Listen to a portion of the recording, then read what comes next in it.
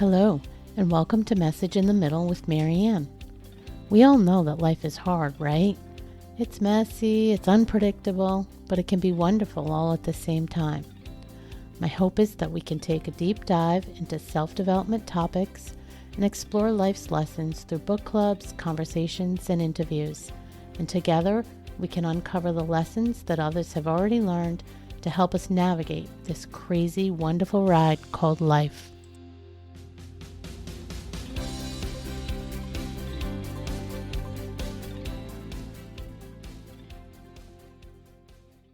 Hello and welcome to Message in the Middle. I'm your host, Marianne, and based on the response I received on the recent episodes focused on women's health, I'm back at it today with Dr. Susan Baumgaertel, and we are going to take a dive back into women's health. Dr. B is a physician with over 30 years of clinical experience. In 2020, she created a free informational website that married evidence-based medical information with holistic and integrative ideas as a means of helping people find physical and emotional support on their journey toward, into, and beyond menopause.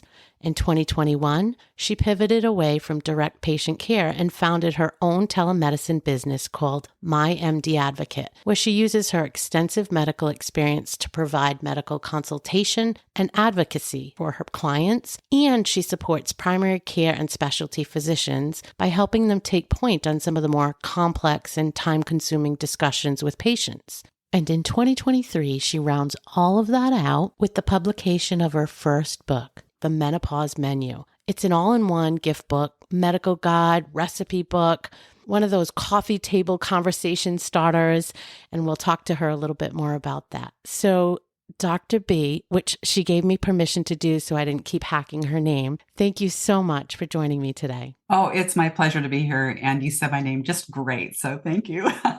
Aren't you kind? We're going to stick to that story. So I'd love to start out by talking about how, and I guess why, someone who's practicing being an internal medical doctor for decades sort of starts, I'll say slowly shifting, because you tipped your toe in the waters in a couple ways and then just kept pivoting into the space of all things menopause, which eventually led you to create the information hub for everybody. And then, of course, the Menopause Menu, the book. Can you tell us a little bit about how you got here? Yeah, well, thank you.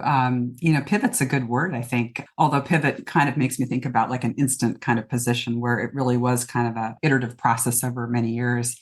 So my degree prior to medicine actually was in architecture and urban planning. So all these kind of different interests, things that excite me. Got my training at University of Washington here in Seattle and stayed in internal medicine. Hung up my shingle and practiced for 25 years, clinical practice.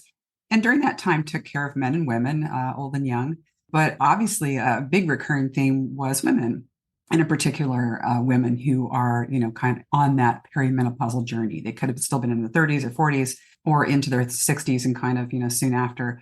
And so many times, probably not a day would go by when I wouldn't have a woman who was in my exam room, frustrated, not sure what was going on with her body, maybe had seen someone else and was kind of, dare I say, put in her place or not really listened to. And it occurred to me that information sharing was really critical and important. And where did they get their information from? Often it was from their best friend or maybe a sister or a coworker or their mom. And whether that was good information or not, that remains to be seen. But they weren't satisfied. And dare I say, Dr. Google, oh my gosh, that rabbit hole, you don't want to go down there. And so I found that my handouts, paper handouts and even electronic handouts really kind of fell short. There's some good reputable websites you can go to for menopausal information, but it just wasn't enough. And so during the pandemics, this is the more recent years, I started my passion project, which is a free website that I continue to run, Menopause Menu. And it was really a place, it was, kind of a lot of moving parts. It had an information section so you can kind of drill down on, oh, I have vaginal dryness. Oh, I'll go check that section out. Or, I have musculoskeletal problems. Oh, I'll see that section. But also it was like a blog site. So blog posts and videos and of course recipes. So kind of a nice potpourri. And then really once I truly pivoted away from my hands-on clinical primary care career, I decided to do my online telemedicine business, which is my MD Advocate. And it allowed me the time and the space to kind of allow my creativity to come forward. And that's really how I wrote my book. So it was really kind of a lot of different things that happened over time. Isn't that always the case? We all have these windy paths to wherever we are, which makes life so interesting. So you said a few things I want to go back to. First, I want to just make sure, folks, we'll put the links, of course, in the show notes, and I'll remind you of that at the end. But I checked out the site, of course, myself, and kudos to you because you're a curator of information too, which I think I like to call myself as well, right? It's not necessarily all new information or all information that you've created, but it's not an easy task getting the right research for the right things and pulling that together. And you did a really nice job with that. And guys, there's all kinds of stuff. It's not just read a 5-page article. It's read a 5-page article, read a 2-minute blog, check out 5 videos, check out a lecture. There's lectures from different teaching schools and et cetera of people doing different topics. So really great avenue, I think, for people depending on what they're looking for. You even have some links in there, I'll say, for women's specific products, just as a, hey, if all else fails, you can look at this or look at that or try this. I thought it was neat because it was easy to understand, easy to navigate, consumable by the average, I'll call myself the average Joe or Jane, whatever you. So great job on that. And I think people should check that out. And then I guess I want to shift into a couple topics specific to menopause. But before we do that, you touched upon where they're getting their information. And one thing that seems to come up fairly consistently is women are really struggling to get the right information, to have the right conversations with their doctor, and to be heard from their doctors. In your opinion, why do you think that is? Well, that would be a 3-hour talk, I would say. I'm hardly even joking. I think that, one of the things I try to impress upon everyone, be it my colleagues or patients, is, listen and have the space and the time for listening and sharing information. Because, the olden days, dare I say, before maybe many women were in the profession, the typical take 2 aspirin and call me in the morning, kind of like a ha-ha joke. Women were talked to or talked down to or just told what to do. And, I think back to the 1970s, even when that era, if a woman had a heavy period or heavy flow, boom, hysterectomy. Every woman that I know of who had a hysterectomy, who's older, had them in the 1970s. And, God forbid, that's definitely not what we do nowadays. So that is somehow the missing part in many conversations. But you think about what goes on in the exam room. Let's say you're a patient, you're in there because you're following up for your blood pressure. And you might have 10 minutes and they're checking your blood pressure and maybe doing your weight, God forbid. And they're renewing your prescription and they're putting in the labs because we have to check your kidney function. And there might be 2 minutes. I'm not even exaggerating. Everyone knows this. You're not. And then the doc sails in and like, oh, how are things going? Any symptoms, et cetera? They listen to your heart and lungs. Goodbye.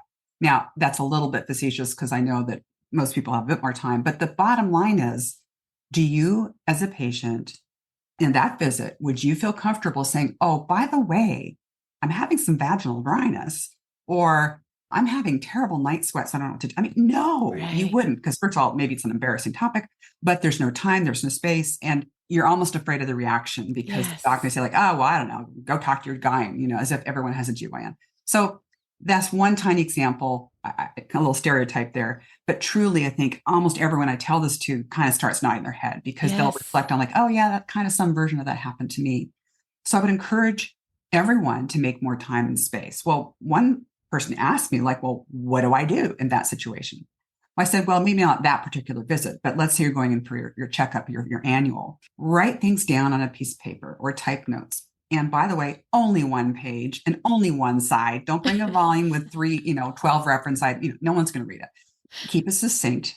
But if you hand that to someone ahead of time, maybe the person putting you in the room, hopefully your doctor, and then they can say, whoa, we don't have time for 18 problems. Let's pick off the top 5. Or like maybe there are only 6 problems. Oh yeah, we can cover all this today. So you've set the stage.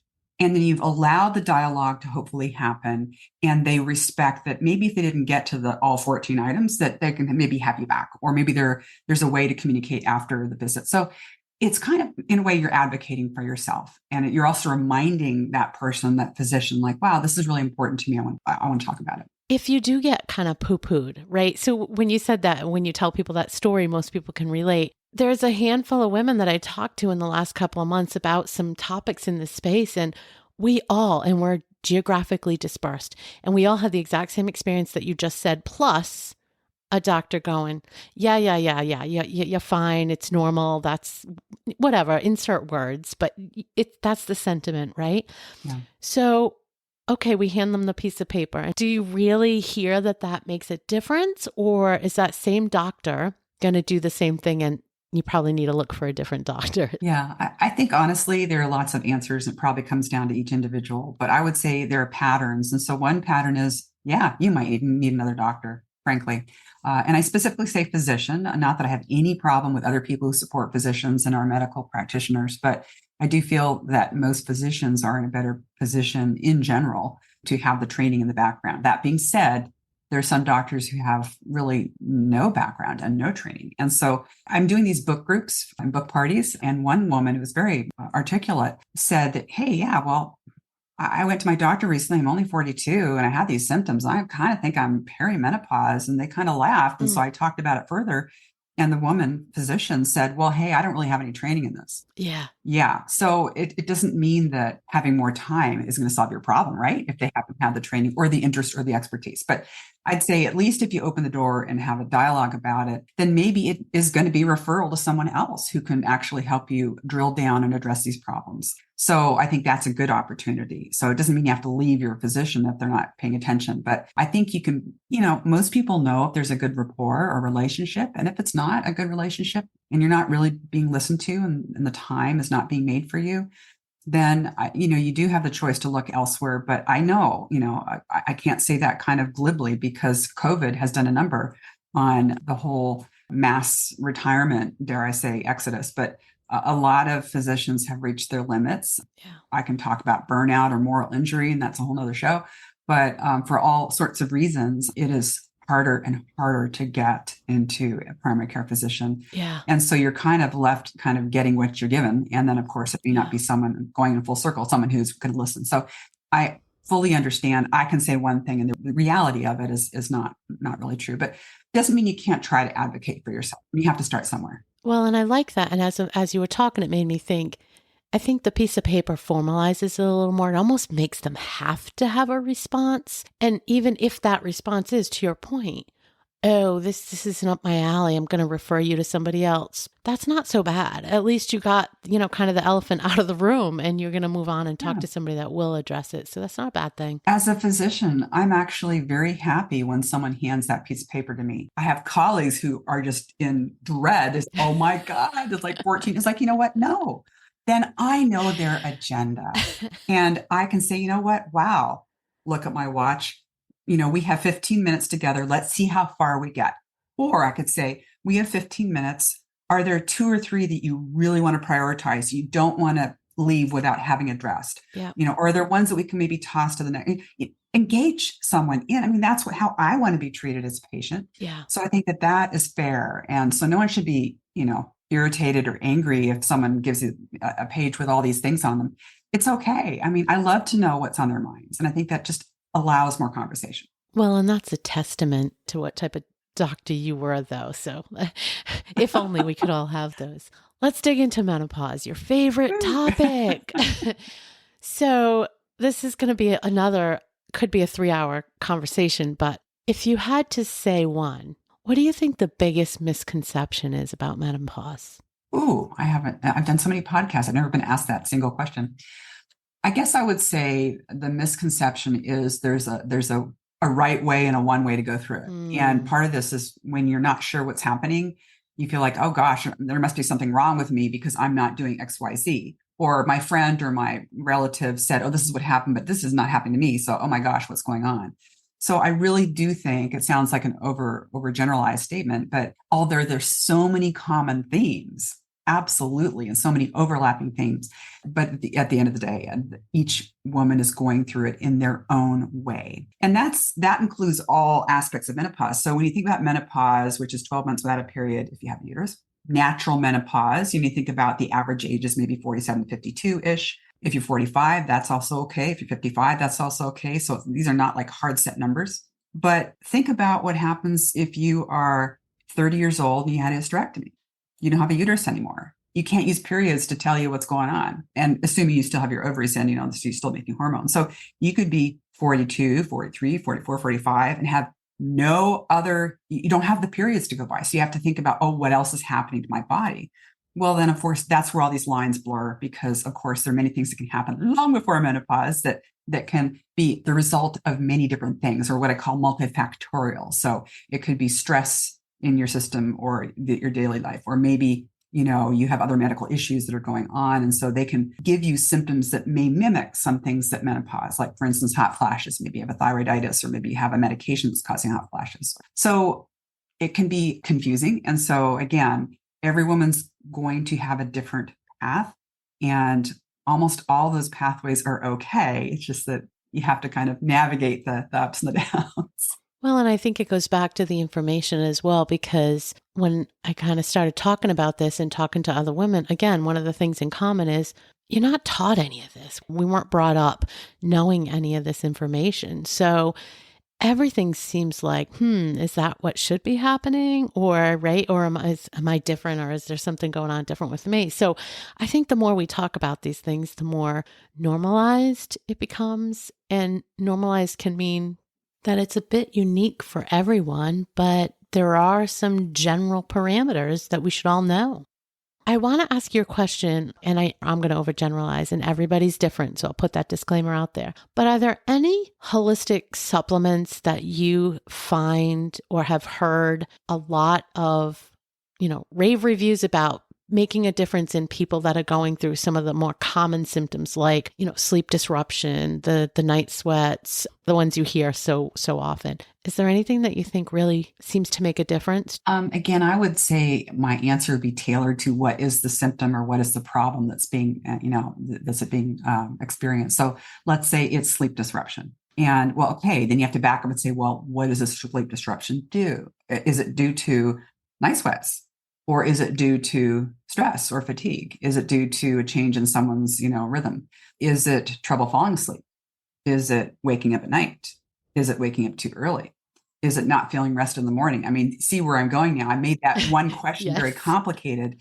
And for that reason, there are different answers for each of those phases. So there's not like one holy grail, take this pill, your life will be great, you'll sleep like a baby. Well, we want that. Yeah, I know we do. We do. Yeah, that's where the snake oil salesman got you. They get your money on it. So watch out for that. 100%. So I'm not dodging the question, but I think it's really hard to answer because it's like saying, if you have a skin rash, what cream should I use? Well, was it from a sunburn? Was it from a mosquito bite? Was it from a drug reaction? Was it from, you see where I'm going. It just, there's so many possibilities. You have to know the circumstance. But I think I know what you're getting at to, are there some common things? And I do think that sometimes, let's take just, for instance, hot flashes. A lot of people tried, evening primrose oil and black cohosh. Those are good kind of herbal supplements. Tried Chinese herbs, Chinese medicine, acupuncture. I think if you backtrack for a moment, say, okay, what are the hot flashes and what brings on a hot flash and how many times you're having it? If it's only once a day, who cares?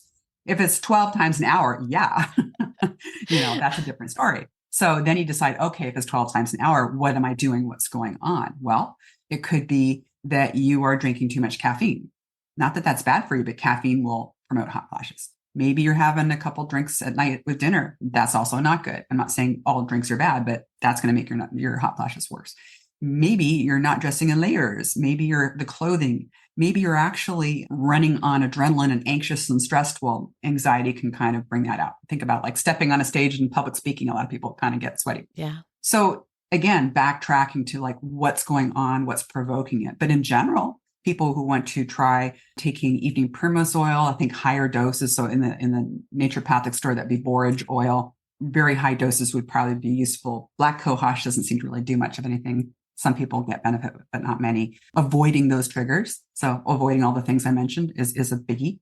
It could be that you want to have more soy or soybean or edamame or tofu, the kind of phytoestrogens and kind of soy isoflavones that can help ratchet down that kind of meter in terms of hot flash frequency. So all those things combined. Oh yeah, staying hydrated, exercising, but not before bed, but just kind of in general, good cardiovascular. All those things will help because what's going on in the hot flash, we have this kind of thermoneutral zone, or it basically kind of is that regulatory zone is a little off. And so we can improve that, then our brain can kind of affect those changes in our body. So a very long-winded way of saying those are measures.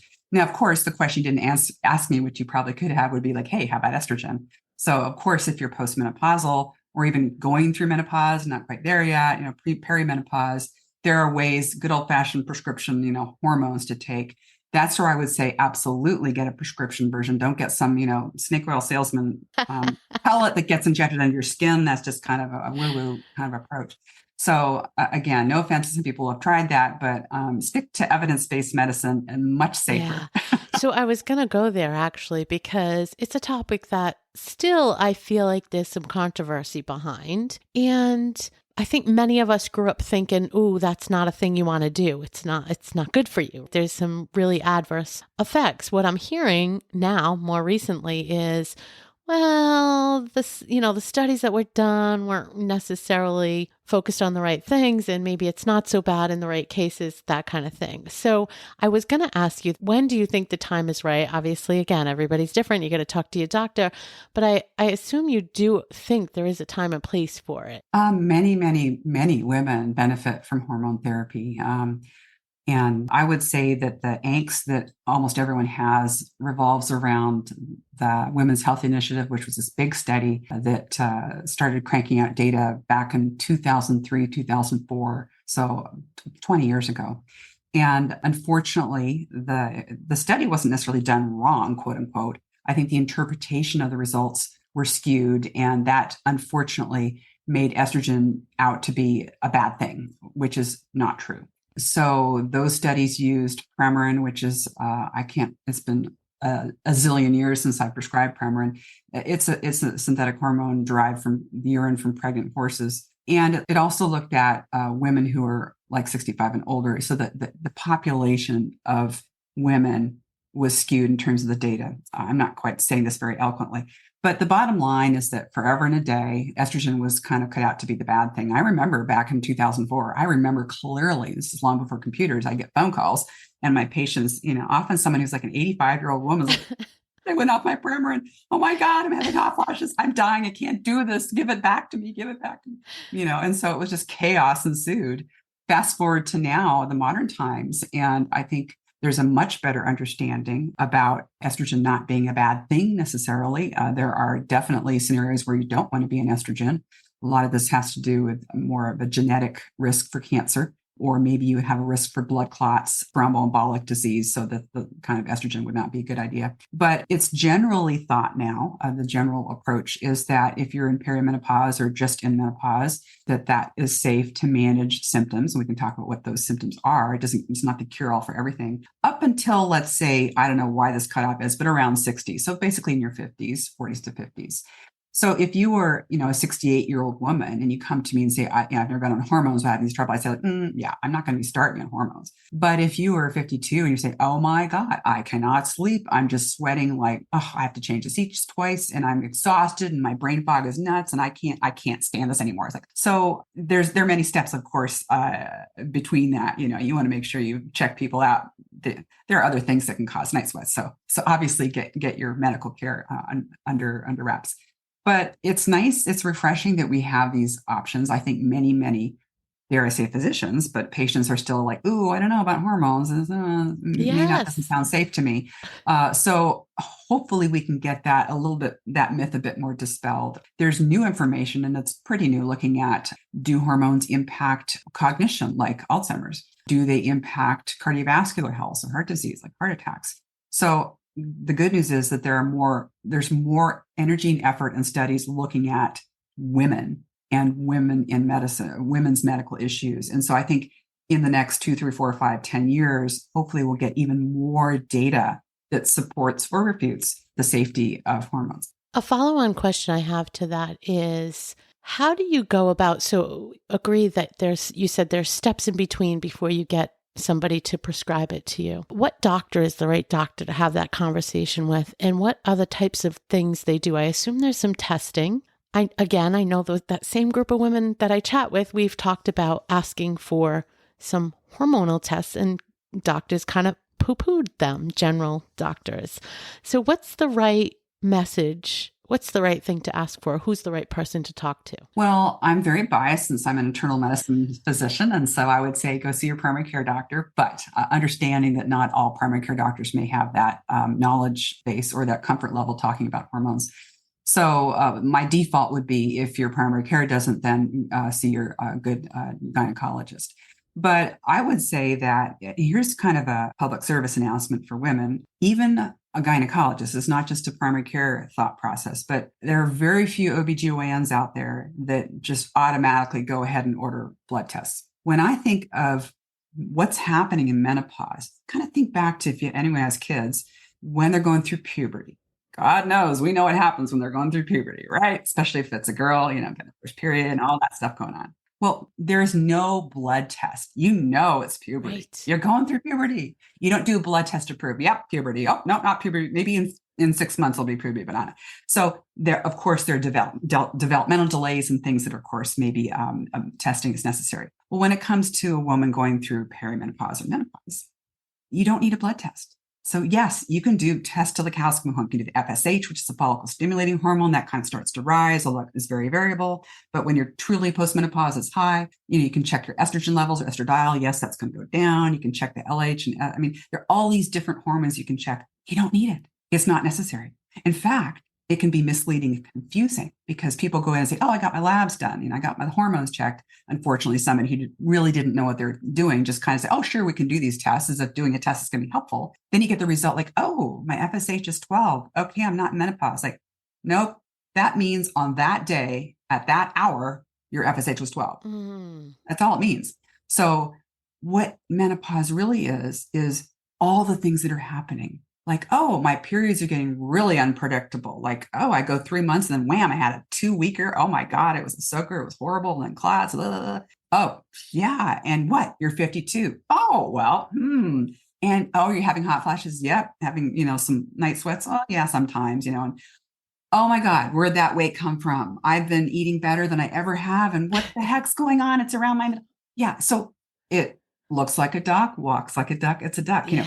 Menopause is so easy. I have to say it, easy to diagnose, but it's layered in all this mystery. And so everyone kind of said, oh, let's do some tests. And it's really not helpful. It's actually harmful. That's so interesting. But yet there's a lot of feedback that would indicate that in general, professionals are reluctant to call it that, prescribe something for that. So that's interesting.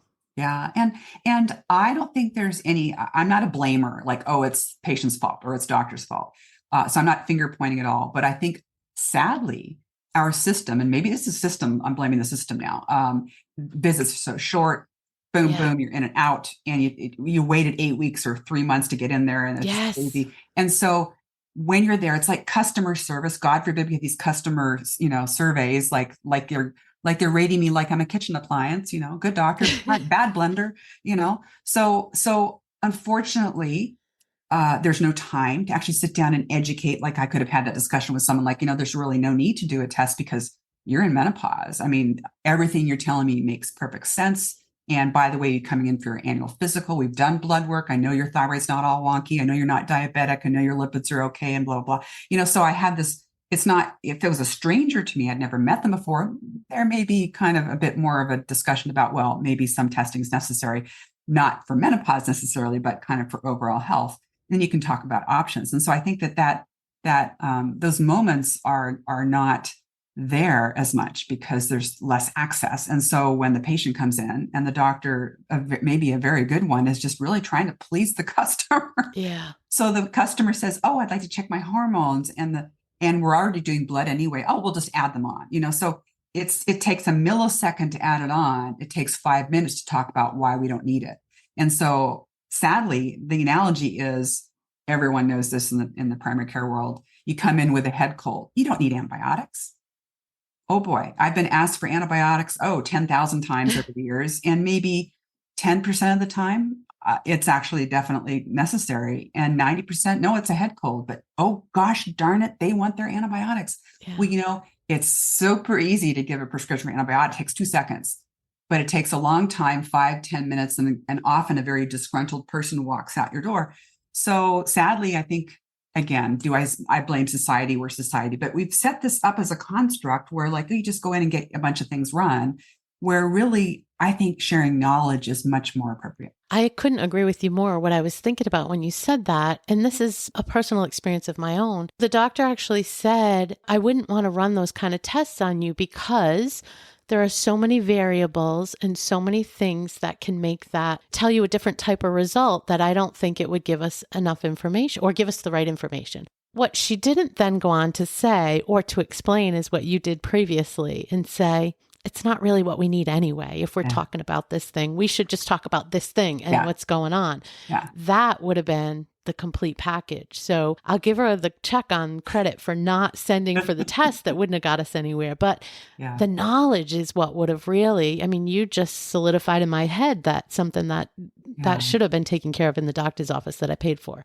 Yeah. You know what I mean? Yeah. So I bet other women are having the same type of experience. And again, this is, I think it's the system that has set us up this way, which is really a sad commentary of where we are. And frankly, that's one of many reasons I ended up writing my book, because I thought, wow, how can I, get information out there in a way that is, I didn't want to dumb it down, but I wanted to make it very simple to approach as well. And so I think that's important, that information sharing part of it. And I want to go to your book. I have one more topic on menopause questions, I guess I'll say, and then we can go. I want to go to your book. Can you tell me, I know you, I'll say dabbled in this space around weight management, and obviously it crosses over into the menopause area more heavily because women in that age, that middle age, really tend to struggle with our weight a little more. Any, I don't know, tips, advice, things you've seen? Because I do know there's a lot of people out there struggling and they kind of feel like they've hit a brick wall. What should they be thinking about maybe differently than they thought about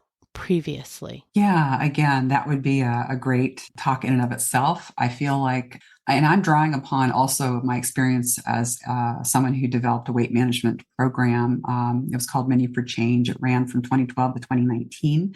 And it started out actually as a weight management program, morphed into more of a wellness program. But the whole point, a lot of people joined because they wanted to lose weight. And many people were in that kind of period or just recently postmenopausal kind of phase and frustrated. And I think about, first of all, I kind of think about all these different levels of response. So one is really the bigger picture, what is it about our society that makes us feel that we have to lose weight? Or what is it about us as human beings that we feel compelled that we have to lose weight? Is it for health reasons? If you're, maybe 30 pounds over your quote ideal weight, and maybe you're pre-diabetic, or you have a family history of heart disease, or, you're aging, you're thinking like, oh gosh, my knees are starting to hurt and I have some arthritis, all these things that perhaps losing weight could be very beneficial. Or is it this kind of Hollywood stick thin is healthy? There's so many kind of nuance, and it's different for every woman, men too, but we'll talk about women. So a lot of it has to do with body image. What we see is beautiful, and what we see in ourselves.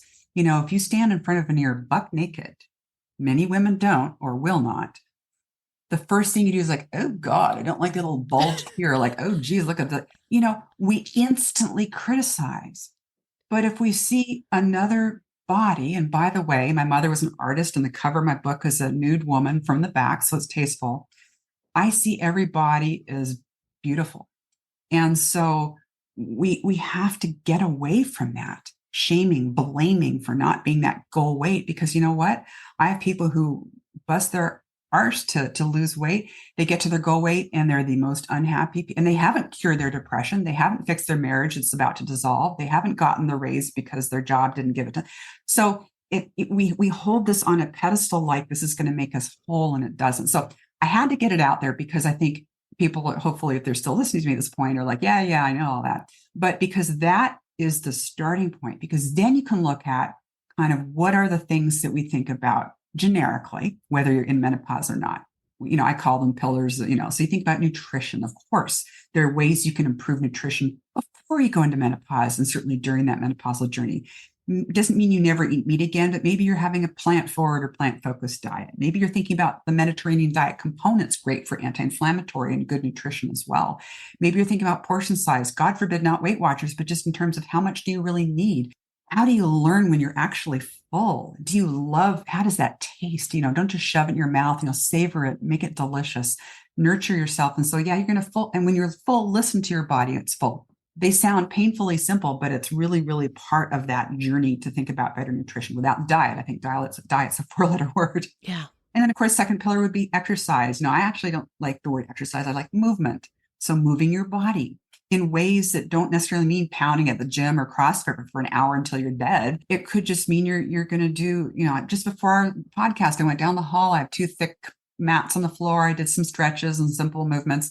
Just got myself limber because I felt stiff from sitting. Move throughout the day, make that a bit more of a priority, and then kind of do things that are naturally more movement. The third would be sleep. I talked a little bit about sleep, but sleep is, I think, one of the most important parts of our weight management journey. If you don't have not just quantity, but quality sleep, you're never going to lose weight, period. Fourth is stress. Oh yeah, I don't have a magic wand. Suddenly, boom, no one has stress. But I think if we learn to manage our stress better or approach it differently, or maybe we can't control our stresses, but we can control our response to stress. I'm still learning. I'm 58. I'm still learning how to do that. But if we can keep learning and making sure that that is in our armamentarium, that's going to take us a long way. And then the fifth, there are many other pillars, but I think a social connection, especially in this era where in COVID times, a lot of people work from home, and we need to connect with others in ways that are really meaningful and also keeps our brain excited and thinking and growing. Those are all, and look, that's not even part of a diet, but those are all important parts of weight management. And the last component I'll just mention briefly, I kind of call them microcosm. So I think about, what's going on at the cellular level, like our metabolism.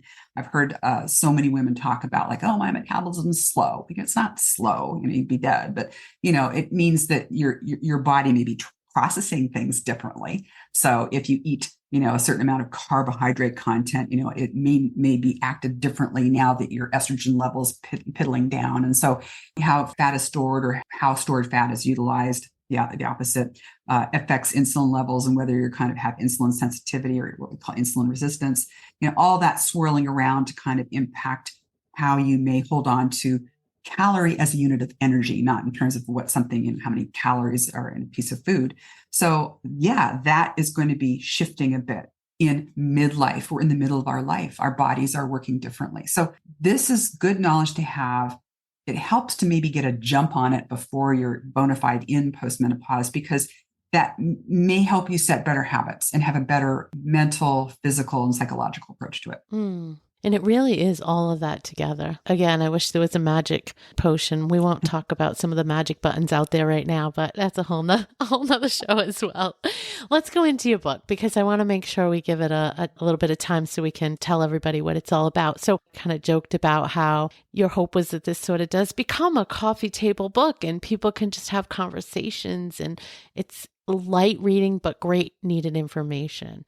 You said you're doing book parties and you're like, talk to me a little bit about what's going on with the book. Yeah. And I really did, I created this to be a resource for women, but also for men. I mean, honestly, everyone knows someone going through menopause. And I think if men also understood better their moms, sisters, wives, whomever, partners, that could be appropriate, especially when you talk about menopause in the workplace and have a better understanding.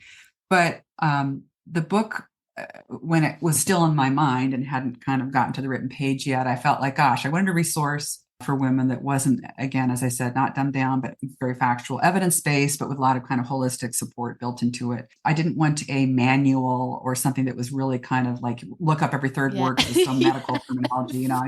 That was not what I wanted.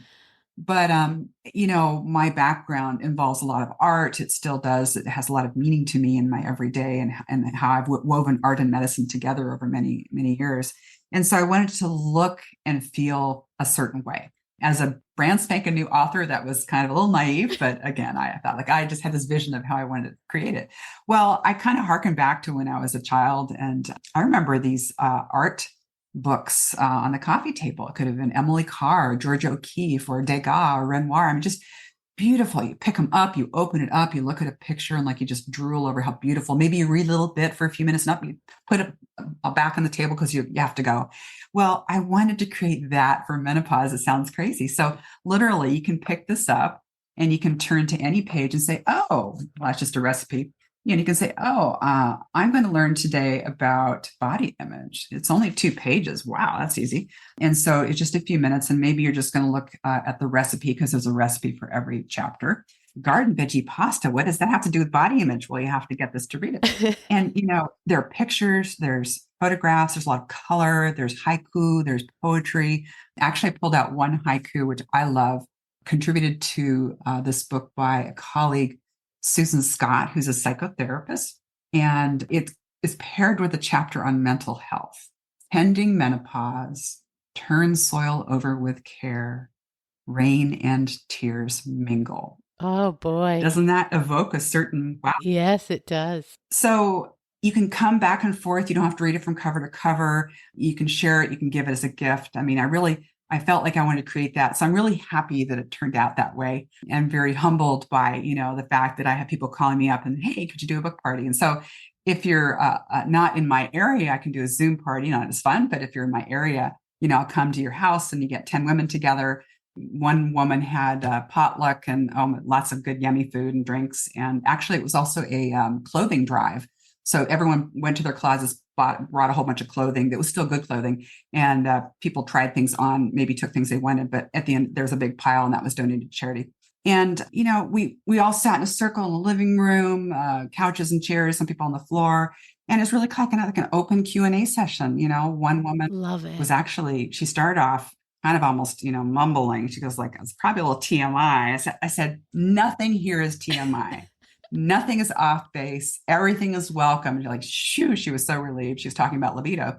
And when one woman has a question, you see a whole bunch of nodding going on. Sure. It opens the door. Yeah. And then another is like, oh my God, that happens to me. But this is also something. And before you know it, we have this wonderful discussion. I'm popping in with kind of facts and, medical, or people asking me direct questions. What do you think? And so I can answer. It's really a lovely exchange of ideas. And I think we need more of that on this subject. I love that. Love that. I mean, it's just back to the point of people not having these conversations and the information not being out there.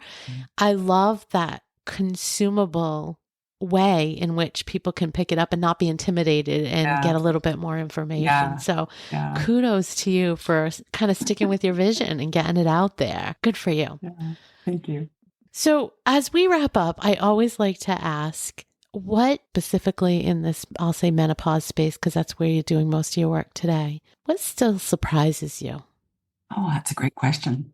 I guess, when you live with something in your mind for so long and you're creating and you're thinking about it, like let's say you have a dog. I don't have a dog, but you're with your dog all the time and you're training your puppy and you're grooming it and like you're obsessed with the dog and see everywhere you go you see dogs, it's on your mind. So of course menopause is on my mind and I guess I'm still surprised that in this day and age, 2024, many women and men either don't have access to information or don't really know that they need to, and they have really what I consider basic, fundamental, simple questions that go unanswered. So they're not even getting into the weeds, into the deep stuff. It's just really basic stuff. And I'm saddened, I guess, maybe not surprised that, of course, everyone Googles, and it's so easy to get into just snake oil stuff. And I'll leave it at that. I don't need to name anybody, but it's really perilous to try and find information and then you just don't even know what you're reading. And so I'm surprised that it's not easier to get the right information. I guess I'd put it that way. Yeah, that's a good one. But I think it is the reality, unfortunately. One last question before we fully wrap. So with the MyMD Advocate, that is a in-state only service? Yeah. So for patients in Washington State, they can work with me, and my website has all the good information. Someday I may kind of expand that offering in a way that doesn't involve an MD behind my name, because unfortunately I'm still bound by the state and federal regulations. I would have to get a license in every state, which is, I'm not rich. But I do find that sometimes, for instance, people want to work with me, and Washington's a big state, so it doesn't have to be where I live. Yeah. And it's really a delight that I can offer my services. But, if that's not in the cards, I have more of an online following now too, in terms of my different platforms. And I'm always happy to dialogue, not solve medical problems, that wouldn't be legal, but I think I can really share information and have people get some good ideas in some very supportive ways in some of my videos and blogs. So I guess what goes around comes around. Yeah, that's great. A great reminder. People can check you out. And again, we'll put all your links certainly in the show notes. But you went exactly where I was thinking. I was thinking I hate to use this word, it's so oversaturated, but if you went in that coach space, right, you could then work with everybody everywhere. But yes, it takes the license and the official means out of it. So yeah, I just think it's great no matter what you're doing. I think the information you're sharing out there is wonderful. Thank you for taking time. Thank you for all of I know you do a ton of volunteering and have for decades. And so I think you're very much coming through this world with a sense of wanting to teach and to provide service. And I see that in the work you're doing and even just in the stuff you're sharing on the side. And I just appreciate that so much. Thank you for coming in today and talking with me. Thank you so much. It's my pleasure. Thank you for listening to this episode of Message in the Middle with Marianne. If you enjoyed the podcast, please take a minute to share it and write a review, as it helps bring new listeners to our audience. If you'd like to keep the conversation going between episodes, please join us at Facebook group Message in the Middle with Marianne.